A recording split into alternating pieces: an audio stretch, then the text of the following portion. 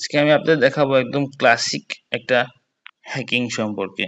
ঠিক আছে, আমি ইউটিউবে বার্নার ফোন লিখে সার্চ দিয়ে আমি কাজ করতেছিলাম।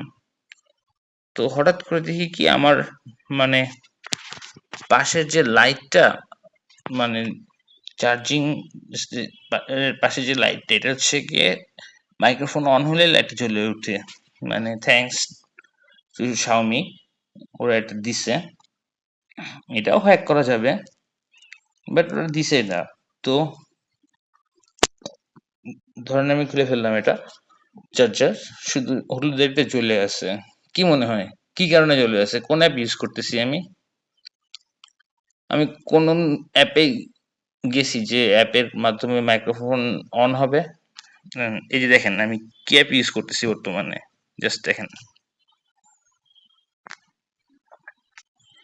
App info, app permission, gallery. Gallery সরাই দিলাম, অ্যাপ ইনফো, অ্যাপ পারমিশন। ঠিক আছে, এই দুটো আমি সরাই দিলাম, এটাও সরাই দিলাম, এটা স্টিল আছে। ঠিক আছে, অ্যাপ ইনফো, অ্যাপ পারমিশন সরাই দিলাম। অনলি ইউটিউব এখনো আছে। ওকে, না আমরা এখন কি করে বুঝবো কি কাকে ওপেন করতেছে? ওকে, মজার ব্যাপারটা দেখেন। OSM অ্যান্ড এটা হচ্ছে একটা নেভিগেশন অ্যাপ, এটা আমার মাইক্রোফোন ইউজ করতেছে।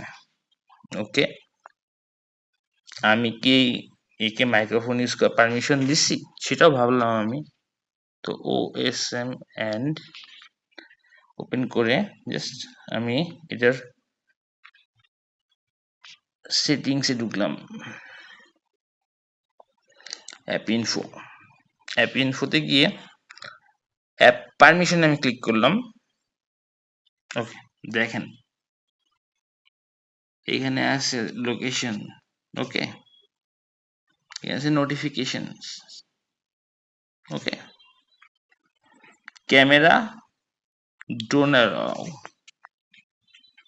Microphone don't allow, nearby device don't allow. এইবার দেখেন একটা মজার খেল, awesome and use my microphone. এদিকে তারে আমি মাইক্রোফোনের ব্যাপারে কোনো পারমিশনই দিইনি।